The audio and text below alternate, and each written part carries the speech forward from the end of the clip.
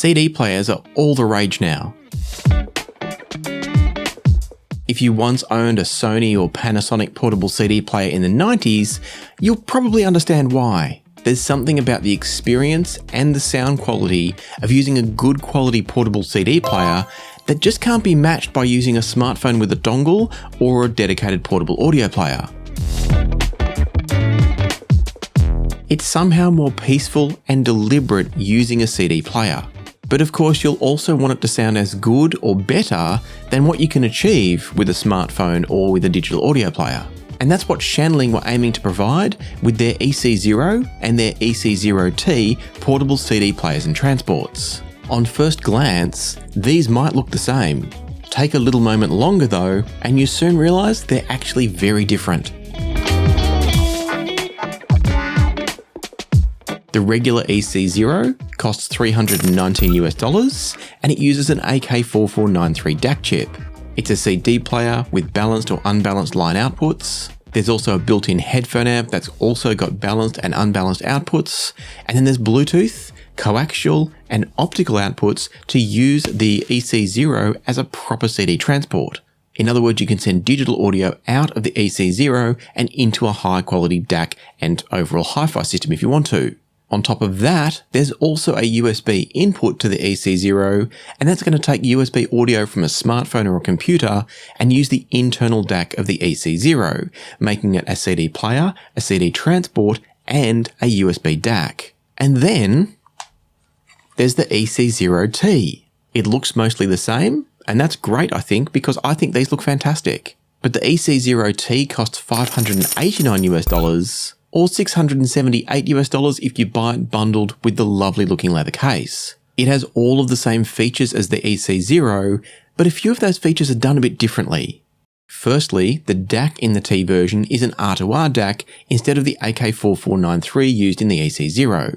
There's also a different headphone amp stage in the EC Zero T, and that includes a set of tubes, but the tubes are switchable, so you can have them on or you can leave them out. And that means that this is both a different solid-state amp as far as I understand, but also definitely different if you engage the tube mode. But beyond the amplification and the DAC circuitry, these two devices are the same in all of their other features. And that begs the question of whether you should spend the extra $270 on the EC Zero T, or if the regular EC Zero is already good enough. And before I answer that question, let me first answer a different question and share some clarity with you. Let's start with the clarity.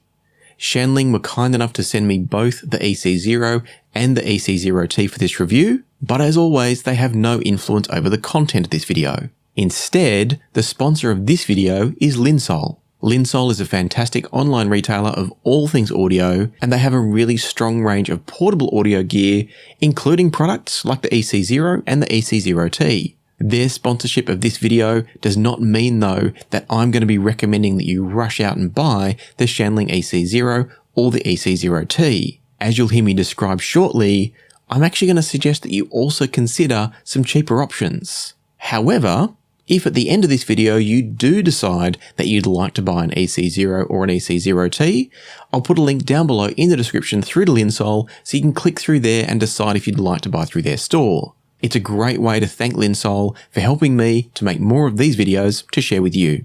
And now, about that question I need to answer. Many of you will want to know about gapless playback. In other words, if the EC Zero or the EC Zero T will disrupt the playback of continuous albums. Often that means classical albums, orchestral albums, soundtrack albums, or concept rock albums. And I keep Pink Floyd's Dark Side of the Moon on hand in my CD test collection for exactly moments like these. And I'm pleased to say that both the EC Zero and the EC Zero T passed the Dark Side of the Moon test with flying colours. In other words, those in need of a CD player or CD transport with proper gapless playback that won't disrupt any of your favourite music can buy either of these devices with complete confidence.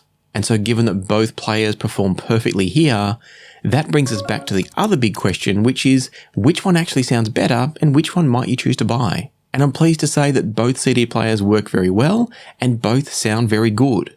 But before I went too far, I wanted to understand if it was even worth spending as much as you do on the EC Zero That's the base level version if you like, when there's a much cheaper option in the form of the FiiO DM13.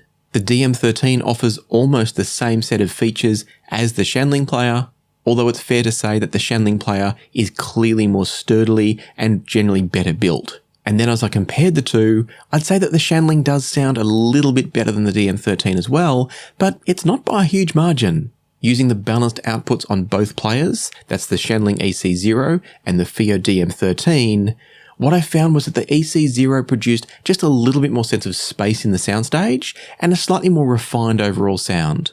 I think the level of detail provided by both players is very, very similar, but with the EC Zero, you just get it delivered in a way that's just a touch more enjoyable because it is just that little bit better controlled, a little bit more refined, and perhaps a tiny bit more spacious as a result.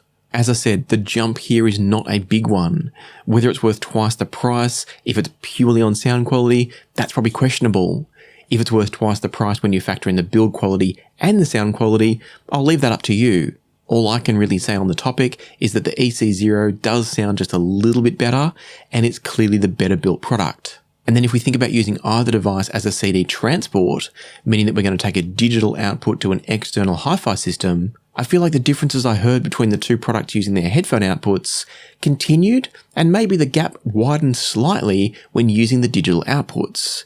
Specifically, I was using the optical outputs from both, feeding into the Chord M scaler, the Chord Dave, and then the Chord Alto headphone amp.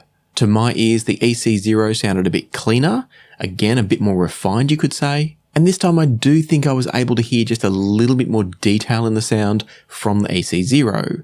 It wasn't a huge jump once again, but to me there was a difference. And so once again, I'd say that if you're looking for a combination of a high quality build and a little bit of a jump in sound quality, I do think the EC Zero is the slightly better device, but it's the slightly better device, not the massively better device. And so that process brought me back to a point that I was now curious to know if the EC Zero was good enough or if it's worth spending more on the EC Zero T. In other words, is the EC Zero T actually better, or is it just different because of its R2R DAC and its option to add the tubes into the circuit? Leaving the tubes out of the equation initially, so we're just comparing the DAC stages and the solid state amp stages of each device, the EC Zero T does have a clear advantage. Using the oversampling mode on the EC Zero T, it only has the choice between oversampling and non-oversampling, whereas in the EC Zero you get a range of filters. But leaving the EC Zero set up with my preferred filter setting, which is the linear phase fast roller filter, and then using oversampling on the EC Zero T, I'd say that both devices sounded pretty similar initially. The regular EC Zero comes across just a little bit drier sounding, whereas the EC Zero T, even without the tubes, is already a little bit richer sounding. It's not thick or warm or anything like that, but it's just a little bit smoother and richer sounding than the regular EC Zero.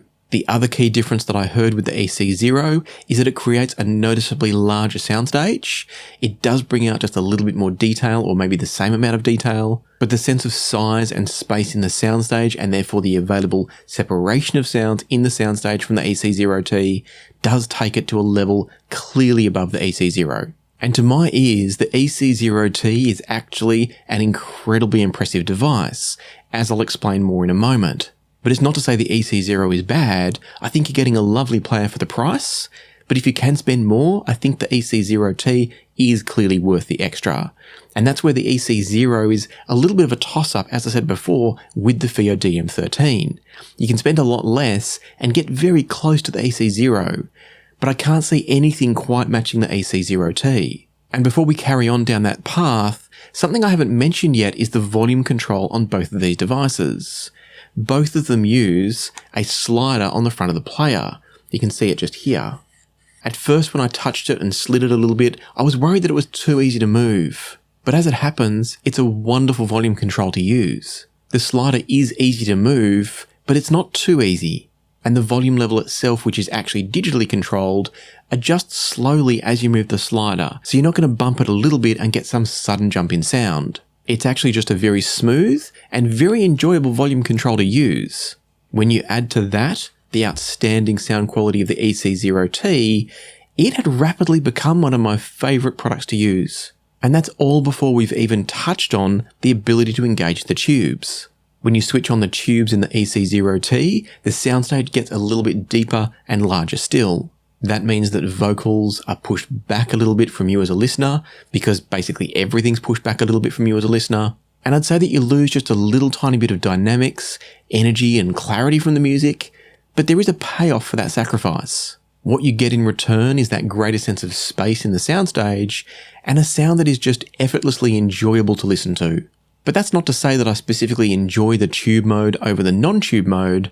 I actually really enjoy both. And for me, I think I would choose which mode I used it in, tube or solid state, based on the earphones or the headphones I was driving at the time. And on that note, both the EC0 and the EC Zero T are fantastic with IEMs or with full-sized headphones. Neither of these players will directly power something like a Modhouse Tungsten or an Abyss 1266 or maybe the Hyphaman Sasvaras, the original ones, but for pretty much anything else, they've got enough power to do so. And remember, they've also got line outs and digital outputs, so you can always use them to feed into a more powerful system if you want to. Another trick they've both got up their sleeve if you do feel like you want some extra power, but you don't want to use an external headphone amp, is if you plug in a 5V external power supply, you can then switch both of these into desktop mode. That's going to use the external power supply to boost the amplification capabilities and give you a little bit more power on tap. As it is, I never felt the need for it, but it's there if you want it. But let's quickly circle back to the sound again for a moment before we start wrapping this up. With the EC Zero T using an R2R DAC, as I said before, it offers a non-oversampling mode that you can choose to switch on or off. And if you do engage that non-oversampling mode, what you'll get is a softer and smoother sound again. And that can be used whether or not you're using just the solid state amp or the solid state with the tubes. Switching to that non-oversampling mode makes things a bit softer still, in terms of softer as in less energetic. But I also find that it reduces the sense of image focus and clarity in a way that I don't personally prefer. So I would always use it in the oversampling mode, but that's just me. And so instead, what I did was I switched on the oversampling mode once again, and I started looking for a comparison to see just how good the EC Zero T is. When I first tried the EC Zero T, I was traveling with my family. That meant that I had my trusty Chord Mojo 2 and Poly with me, and that allowed me to make a comparison that I found extremely eye-opening. The Chord Mojo 2 is always my go-to reference point for portable audio quality. It's very rare to find anything close to its price in the portable audio world that can match it or beat it. And so I was really shocked to hear that the EC Zero T, which costs, depending on where you are, a little bit less than the Mojo 2, and is also a lot more than the Mojo 2 in terms of it's a CD player, a USB DAC, it's got tubes if you want it, it can output as a CD transport, it does so much more, and so I was shocked to hear that it was sounding as good as the Mojo 2. And for that specific comparison that led me to that conclusion, I had the tube switched off and I had the EC Zero T in its oversampling mode. I do think that maybe the Mojo 2 had a very slight edge in resolution or detail retrieval, but it was very close. And then on the flip side, I found myself slightly preferring the sense of note weight and the body of the sound that was coming from the EC Zero T. The fact that you could get the EC Zero T and use it as both a CD player and a portable USB DAC with its balanced headphone outputs, or unbalanced if you want to, makes it a really compelling offering. And all of that is before you switch on the tubes, which gives you a whole nother sound character again. And so obviously the Mojo 2 is far smaller. You can fit it in a pocket. You're not going to fit this in your pocket. But you can do so much more with this. So if you're looking for a transportable solution as opposed to a fully portable solution, the EC Zero T is a fascinating option. And so, to bring all this to a close, if you're looking for a brilliant CD player, CD transport, USB DAC and headphone amp, the EC Zero T from Shanling is an absolute winner. When we then get to the EC0, which is the base level with the AK4493 chip and no tubes, I think it's still a really solid product, but it does struggle to really differentiate itself from something like the FiiO DM13. It's better. The question is whether or not it's worth the about double the price tag, I think it is. Whether or not it's worth spending that much more is going to be a very personal decision. And so I do think the EC Zero is worth considering alongside the FiiO DM13. I definitely think if you've got more money to spend, the EC Zero T is the absolute hero of this video. And so as always, I'll put links in the description down below through to both devices and you can choose what suits you. Remember to please use the Linsol links if you can to say thank you to them for sponsoring this video. And in case you're not sure which way to go, I'll also pin my review here at the end of the FiiO DM13 CD player. As I've already said, it's a lot cheaper than the EC Zero and it still gives you fantastic performance, if not quite as good as the EC Zero. So watch that one next, but until next time, peace, love and music, and I'll see you here again soon.